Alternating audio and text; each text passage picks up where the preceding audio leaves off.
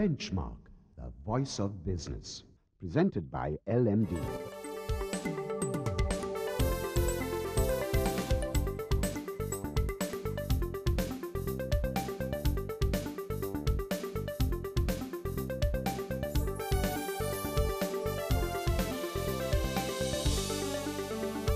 On this edition of Benchmark, in the hot seat today is Diren Hallock, the Chairman and Managing Director of Diren Logistics International, who takes an in-depth look into Sri Lanka's logistics sector. The LMD Nielsen BCI plummeted by 13 basis points in May. We talked to Nielsen's Managing Director Shaheen Kader about the reasons for this drop in biz confidence. And wrapping up the show, LMD columnist Deshal Dimel elaborates on Sri Lanka's macro outlook. That's the lineup for Benchmark. Hello and welcome to Benchmark. I'm Savitri Rodrigo. Under the microscope today is the logistics sector, and we have with us industry veteran Diren Hallock, who will give us his take on many issues pertaining to this industry. Diren is the Chairman and Managing Director of DRH Logistics International. Diren, welcome to Benchmark. Thank you. Great to have you on the show. Just as a start, would you be able to give me an overview of the logistics sector as it stands today? Yes, actually the logistics sector has to be defined as all those companies involved with the movement of goods and information, or actually managing the movement of goods and information. So there is the physical element of it and the management element of it. So there covers people like shipping lines, airlines, port operators, port terminal operators, airports, freight forwarders, CFSs, transporters, to container transporters, trucking. So all this together constitutes the logistics industry. And I was, trying to get a figure to sort of ascertain how much this sector contributes for the GDP of our country. And funnily enough, I actually couldn't zero in on to an exact figure. According to the central bank statistics, the GDP for Sri Lanka in 2015 was something like 11,183 billion rupees, or about $80 billion. And they define the 56% of that is from services, and they define 23% of that as coming from, I'm just reading from their report, wholesale and retail trade, transportation and storage, accommodation and food services activities, information, which is 23%, information and communication 0.5%, financial, insurance and real estate activities including ownership of dwellings 11.5%. So it goes on like this. You get a breakdown of 56% without actually zeroing in onto what the logistics sector contributes. So if you take a comparative situation of, say, for example, the banking sector, the finance sector, and therefore look at what the logistics sector has really contributed in GDP terms, I'm afraid it's not very significant, right? But I do believe that there are other parameters. For example, now if you take the number of containers which have come through Sri Lanka, if you look at the shipping line situation, we have 3.4 million transshipment containers that came through Sri Lanka in 2015. We have about 550,000 import-laden containers that were discharged in Sri Lanka. On the air cargo side, if you look at it, we have a total discharge of 212,000 tons. So basically, to sum it up, as far as the industry is concerned, overall, if you look at all the players in this industry, I would conservatively say that there's been a growth of around 6 to 7% in an overall perspective, with some sectors being flat. So taking into account what you said, and also the fact of global consolidation happening overall, how are e-commerce and new delivery paradigms actually shaping the global logistics sector? Actually, good question. Now, if you take Singapore, for example, right, 2016 has actually been the first time in many years that the logistics sector has been flat in growth, okay? And they are worried because they have their whole economy is centered around this logistics thing. But e-commerce activity is one area that they are seeing a significant growth. Now, there was a study done recently by, I think, by A.T. Kearney Limited, one of the consulting firms. Now, they have estimated the current e-commerce market as $839 billion in 2014, and that is expected to go to $1.5 trillion by 2018. So e-commerce, that is primarily driven by the change in shopping habits by consumers, so business to consumer, That is definitely taking a significant growth. And of course, there are logistics challenges. The main challenge for e-commerce is the question of cost of logistics.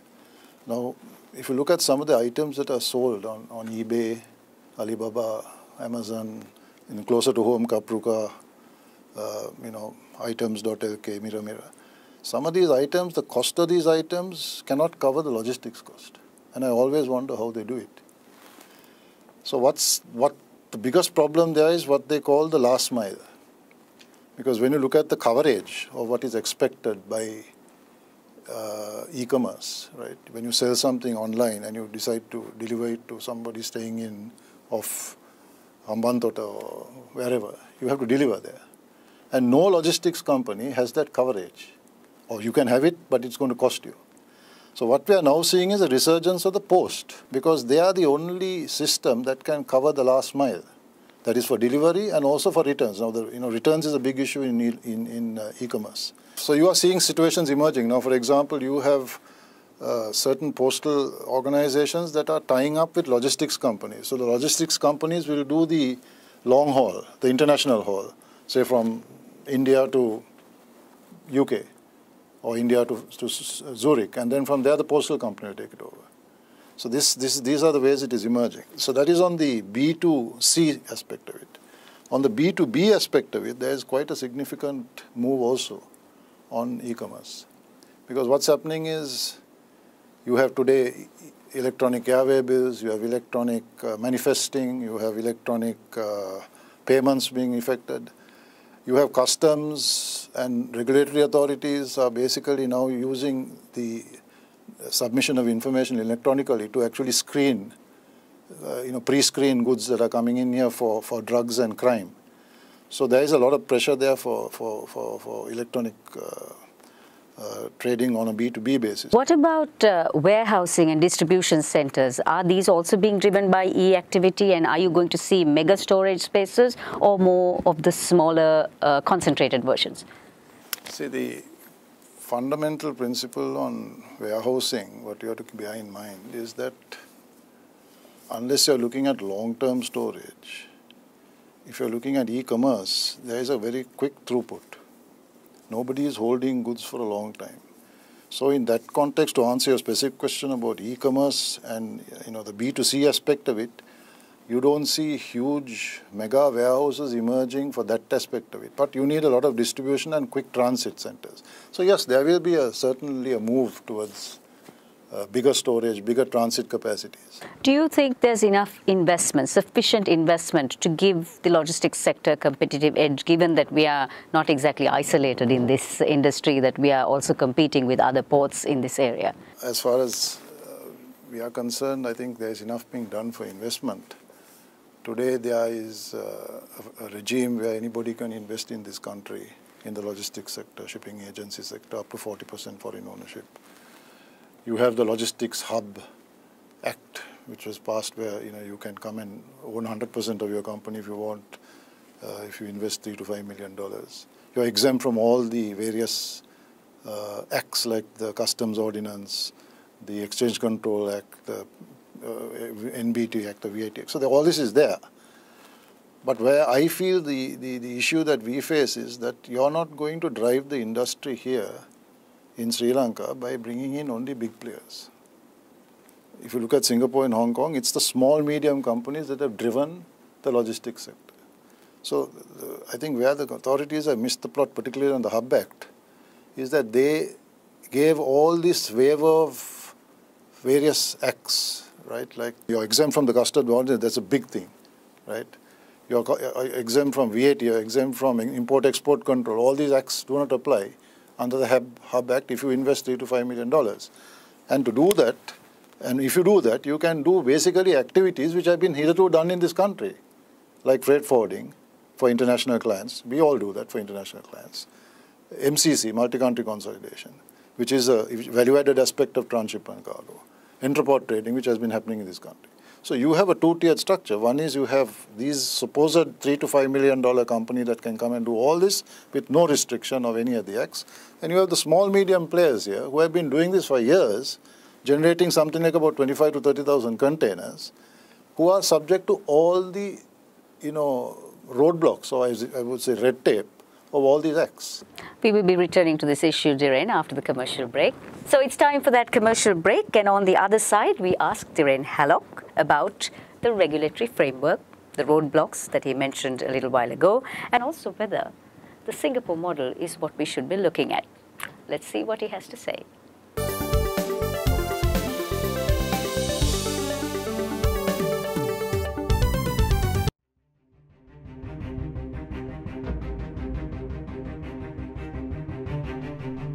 When we entered the industry in 1995, a new star was born as a fully owned subsidiary of People's Bank. For those seeking to grow their businesses, PLC provided the seed.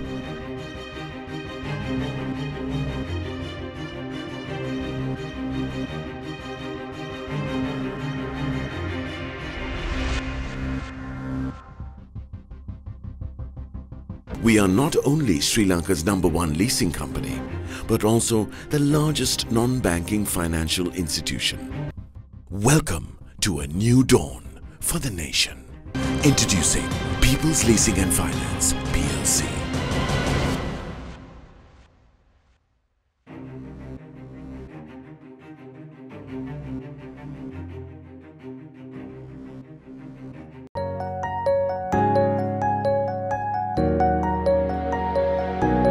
We understand that savings provide for life's special moments. That's why we were the first bank to introduce an incentivized savings scheme, Pathum Vimana. We changed how a nation felt about savings because we believe in banking beyond transactions.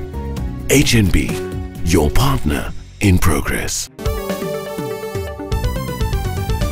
Thank you for staying with Benchmark. We're chatting with Diren Hallock, the Chairman and Managing Director of DRH Logistics International, on the shipping and logistics sector. Diren, just going back to something that you said earlier about the roadblocks, do you think we need to have a change in the regulatory framework, that someone with a little more incisive knowledge in the industry needs to look at what exactly is going on and do something about it? We have to certainly relook at our regulatory framework here. And let's take the various sectors involved. Now, let us take the freight forwarding industry. We have a regulatory framework which was foisted upon us a couple of years ago. Incidentally, we went to courts and we actually won a quick appeal court case, and we knocked it off. But then subsequently, there was negotiations with authorities, and we rather prefer to have consensus rather than confrontation. So we kind of agreed subsequently. So we have a regulatory framework for freight forwarding, which in my opinion is redundant. So the simple reason that there are enough of laws, common laws in this country to deal with it. Deal with anything that goes wrong if you implement the law properly. So we have this, rather annual reporting system and a freight forwarding registration system. On the other hand, if you look at the Port and the Shipping Agents Act, right, there is an urgent need for a regulator, right? Today, if you take the comparison of the telecom sector, we have one of the best telecom regulatory systems in place. Today, we have 2 private terminal operators. We have another one probably coming up soon. We have the port themselves trying to compete in this business. So you need a regulator. Otherwise, you're going to have collusion. You're going to have problems with service. On the air cargo side of things, if you look at, we are reading and hearing so much about Sri Lankan Airlines and what has been done and what has not been done. But quite apart from that, what most people don't realize is Sri Lankan Airlines, by virtue of a monopoly status on ground handling, continue to define what happens in the aviation industry, whether you like it or not. So if you control ground handling, you control, there's a lot of things you control. Likewise, even on the port side of it, we have at the, though we have private port terminal operators, you have to bring the vessels in, you need piloting. You need so many common services which are under the monopoly control still. So these areas have to be addressed. You brought up Singapore quite often in this conversation, and rightfully so. Singapore's regulatory framework is exemplary, it's watertight, it's simple, customers benefit from numerous tax advantages, and the nation's state's free port facilities actually and relatively low customs charges just enables the growth of the industry. Do you think this is the model that Sri Lanka must emulate? Well, not exactly a replication of it, because we have slightly different fundamentals here. We have industries that we have to consider, whereas Singapore is primarily a trading commercial hub. I would say that to some extent the Hub Act attempted to simulate what is done in Singapore. You have a free port, you have designated free ports, you have designated bonded areas where you can carry out all these activities sans any regulations or any issues, other than, of course, conforming to basic laws like the customs ordinance in relation to narcotics, alcohol, arms, all these things, those apply. So the Hub Act has addressed to some extent what Singapore has done on a nationwide basis. And I don't think we can apply that on a nationwide basis, which is why I said we should look at least allowing the small, medium players to function, sense all these acts inside a free port. And you can give concessions in form of tax concessions if you invest. I mean, the guy who invests $3 to $5 million, give him all the tax concessions, which indeed they are doing even now. A small guy who cannot afford to invest $3 to $5 million will have to basically pay his taxes, but he should be allowed to operate in that same framework. The other side of it, of course, is that we have in Sri Lanka a 3-band customs tariff. Now, we probably Singapore has a single band tariff, which is 5%, if I'm not mistaken. Now, I have debated this subject with the Ministry of Finance, whether one of the issues is to bring about a single band tariff here. Right? Not necessarily 5%, make it 10% or make it 15%, but bring a single band tariff. So then you avoid all this arbitrary decisions about how and where you fit in, whether you fit into 15%, 25%, 35%, and all that goes with that. But the Ministry of Finance is looking at that, right? But I don't think we are going to get to a single band tariff in the foreseeable future. But on the other hand, what you have to realize, the area that we can learn from Singapore is how they have evolved their logistics sector, their transshipment sector. I mean, there's a lot we can learn from that. And though we look at Singapore, what we see is 200, say 6,500 flights to 200 cities. We see, 1/7 of the world's shipping, vessels calling over there. We see them transshipping 31.4 million containers. All this is what we see. But what it goes beyond, and 2 million kilos of air freight moving in and out of Singapore, 2 million tons of air freight, sorry.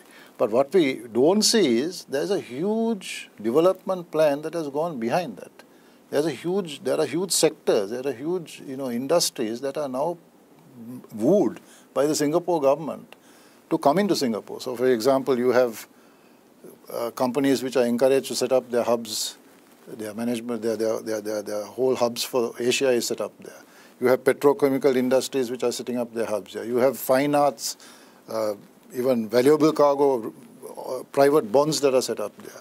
You have the health sciences, the facilities set up there for this. Now, all this translates into freight, to trade.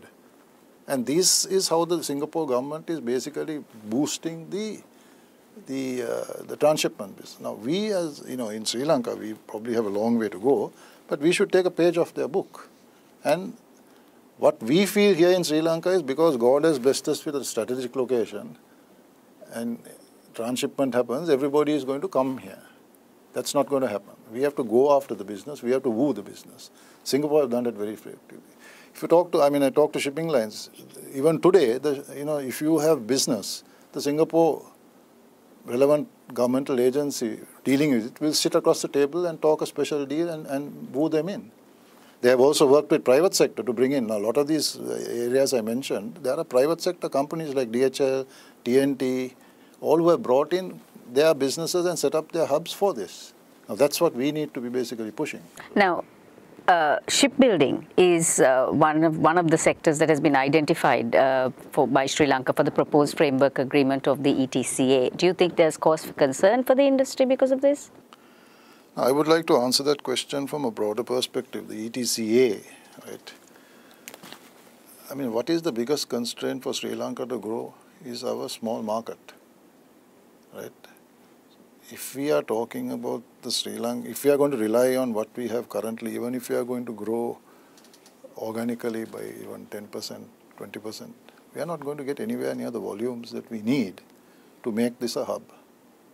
So India, I mean, just across the Pork Strait is a huge market.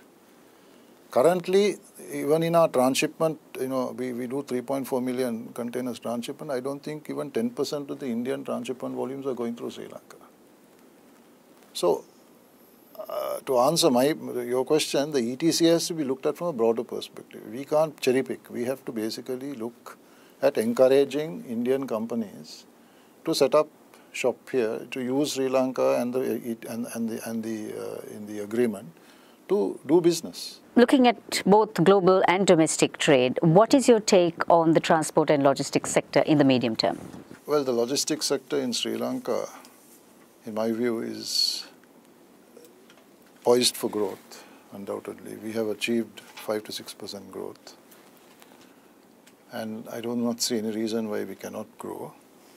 But what I do see is that we have to address, certain fundamental aspects. One is our cost structures. When you compare, now I operate a company in India, I have 5 branches. See, one-on-one, even my branch office in Mumbai cost me a lot less than to operate my branch in Colombo. Our cost structures have to come down, number one. Our operational efficiency has to also increase. Political stability and business stability will be very important for us to grow. So basically, if we have all these in place, my perception is that we should be looking at least a 6 to 7% growth. And of course, with our human resources also, we have an advantage on human resources. We have about 35,000 graduates who come out as opposed to Singapore's 8,500. These are all well-trained graduates. I mean, we can pick into these people and bring them into logistics. So I think we have a good fundamental factors to go forward on this industry. So let's hope your 6 to 7% works. I think so. No reason why it shouldn't. Thank you, Diren. Thank you. The logistics industry has been under the microscope today, and we've been chatting with the Chairman and Managing Director of DRH Logistics International, Diren Hallock. On the other side, we have more with Anushan Selvaraja.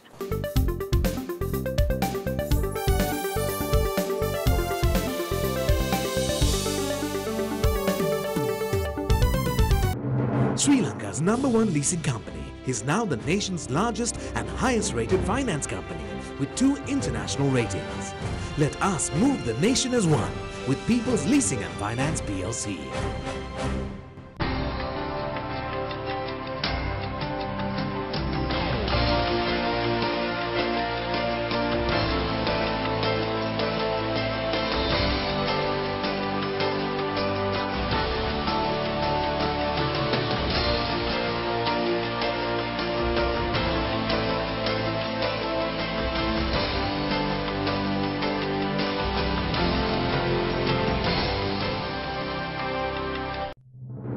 Sri Lanka's #1 leasing company is now the nation's largest and highest rated finance company with 2 international ratings. Let us move the nation as one with People's Leasing and Finance PLC.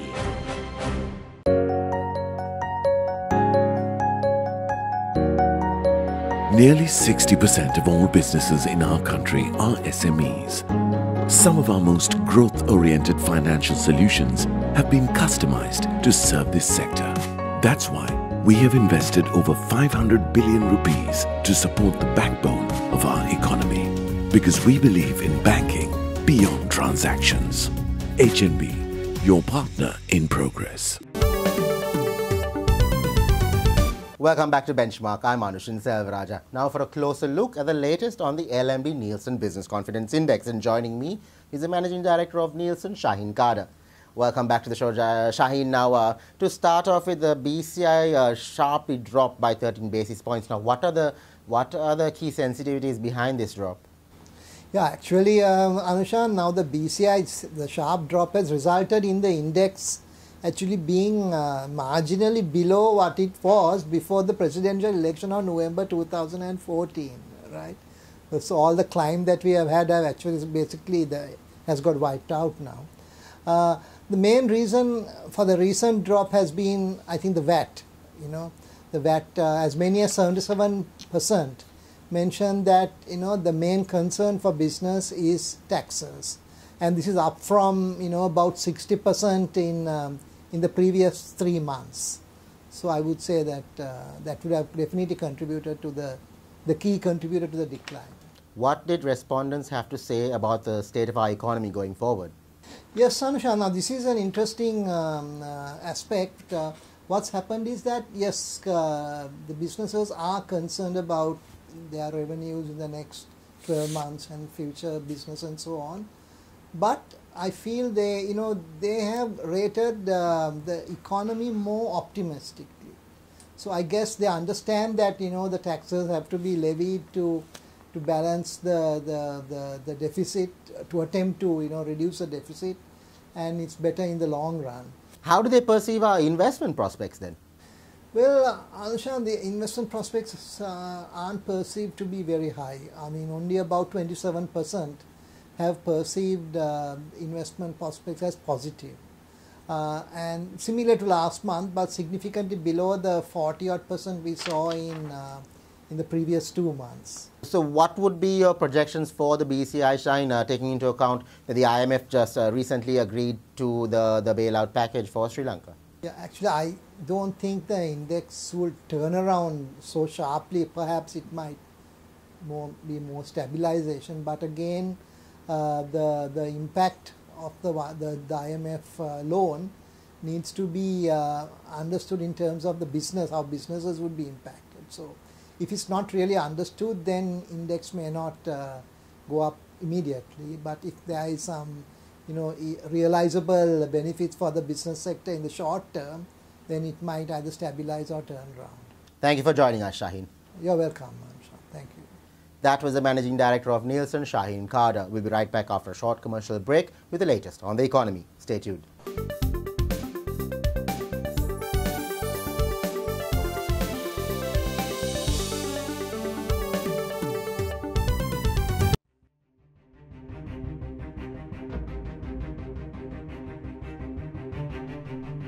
When we entered the industry in 1995, a new star was born as a fully owned subsidiary of People's Bank. For those seeking to grow their businesses, PLC provided the seed.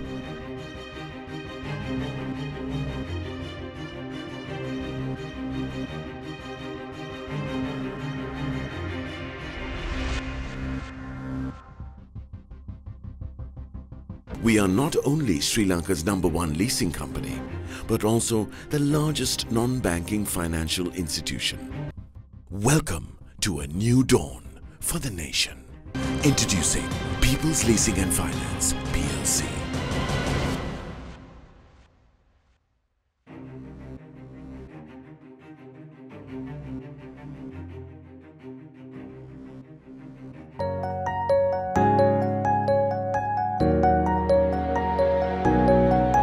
Gami Pubudua, our microfinance offering, makes it possible for the youth of this country who have a viable business plan but lack the funds to realize their dreams. We are committed to grassroots level entrepreneur development because we believe in banking beyond transactions. HNB, your partner in progress. Welcome back to the show. I'm Anushan Selvaraja. Joining me now is economist and LMD columnist Deshal Dimel. Welcome back, Deshal. Now, to begin with, the IMF just approved the bailout package for Sri Lanka. Now, what are the pros and cons of this for our economy, and was there a collective sigh of relief shed? Yeah, I think there was a sigh of relief. In terms of the pros, the biggest benefit that you see is in terms of the confidence that the agreement will bring in. It will bring in confidence to the global market that there would be an anchor for the broader reform process that has been expected for a while now. And that is something that will enable us to hopefully going forward be able to borrow from global capital markets at a more affordable rate, because if we saw the yields on Sri Lankan dollar bonds in the first couple of months of 2016 had gone up to levels that were largely unaffordable. And the expectation was that an IMF-backed reform program would help reignite some confidence in the Sri Lankan economy and in the reform process. So that will be the most important positive that the agreement would bring. Of course, the the buffer support that comes to the reserves as well will also give some kind of comfort. But in my opinion, the bigger benefit comes in terms of the actual anchor for confidence for markets.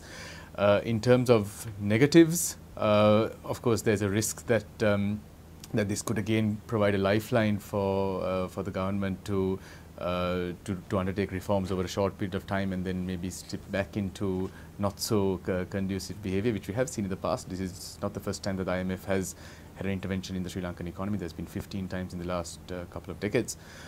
So it's important that this time that we see a sustainable reform process where the reforms that are brought in now will last well beyond the IMF's 3 or 4 year program.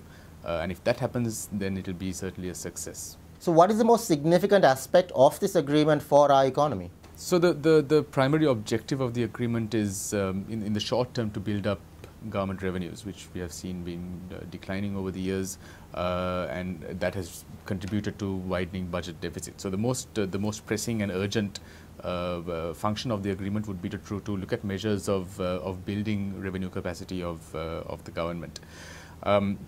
Once that is done, they will also look at rationalizing some of the government expenditure as well, particularly within the recurrent expenditure. They look at some form of rationalization. And they would also look at reforms of state-owned enterprises as well. I think that will again be an important longer-term measure in terms of preventing future leakages from the government budget. And then there will be a number of other measures such as issues like pricing, issues of reform of trade, reform of forex markets, capital markets, and so on. So there's a number of very significant reform packages that will be coming through, all of which, in my opinion, are quite needed for the Sri Lankan economy.